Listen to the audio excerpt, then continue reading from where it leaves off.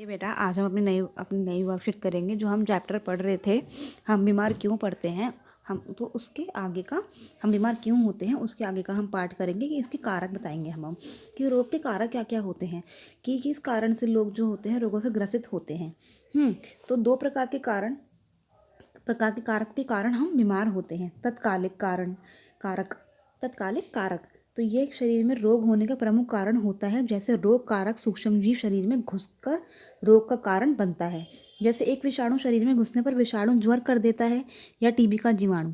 ठीक है, तो कारक कौन कौन से होते हैं? एक तो वो होते हैं कि सूक्ष्मजीव हमारे बॉडी के अंदर घुस जाते हैं और वो हमारी बॉडी को नुकसान पहुंचाते हैं। जैसे हमारे जो टीबी होता है वो किससे होता है? बैक्टीरिया से होता है। हम कहते हैं कि और जो कॉलेरा वगैरह होता है वो भी पानी के बैक्टीरिया से होता है, जो गंदा हमारे सूक्ष्म जीव होते हैं। विषाणु जैसे कि आजकल आप कोरोना वायरस को ही ले सकते हैं, तो वो भी एक विषाणु ज्वर ही होता है। ठीक है, नेक्स्ट क्या है? सहायक कारक, मतलब कि इनमें रोग हमें होने में कौन सहायक करता है? वे अन्य कारक होते हैं जो रोग प्रतिरोधक क्षमता को कम करते हैं। कि हमारे जो बॉडी की, हमारे जो शरीर की रोग प्रतिरोधकता होती है, मतलब कि हमारे रोगों को रोकने के लिए क्षमता जो होती है हमारी बॉडी की, ठीक है, उसे कम करते हैं। मतलब हमारी बॉडी की इम्यूनिटी को कम करते हैं। इम्यूनिटी आपको सबको पता होगा, आजकल इम्यूनिटी वाला वर्ड बहुत यूज़ हुआ है बेटा कोरोना वायरस में, और रोग के होने की संभावना को बढ़ाते हैं। उदाहरण के लिए हमारी इम्यूनिटी कम हो जाती है, इसलिए हमारा रोग जल्दी हमें होता है। तभी तो हम आजकल बोल रहे हैं कि कोरोना वायरस में इम्यूनिटी स्ट्रांग करो, एक्सरसाइज करो, अच्छा खाओ, ताकि जो हमारी रोग प्रतिरोधकता होती है वो बढ़ जाए, हमारी इम्यूनिटी बढ़ जाए, हमें जो कोरोना वायरस है वो हमें छू ना पाए, हमें उसके जकड़ ना पाए। ठीक है, इम्यूनिटी अच्छी होगी तो कोरोना वायरस पास नहीं आएगा। उदाहरण के लिए कुपोषण एक छोटे बच्चे में डायरिया का एक सहायक कारक है। कुपोषण मतलब अच्छे से खाना नहीं खा पा रहा बच्चा, तो उसको क्या डायरिया हो जाता है, मतलब एक सहायक कारक है ये। जल्दी उसको डायरिया का वो जो जीवाणु है वो पकड़ लेता है। साथ ही बच्चों के परिवार की तंग आर्थिक स्थिति में कुपोषण का कारण हो सकती है।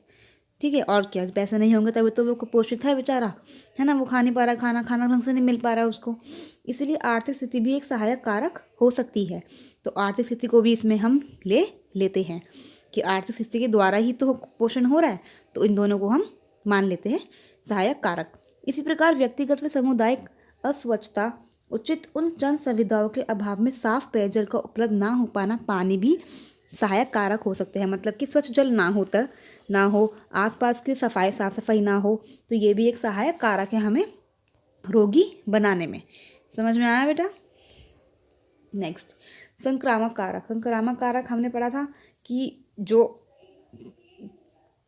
संक्रामक कारक जो जैसे विषाणु वगैरह होते हैं। संक्रामक रोग वह कारणों से होते हैं, मतलब बाहर के कारणों से होते हैं, ये वह कारण संक्रामक कारक कहलाते हैं।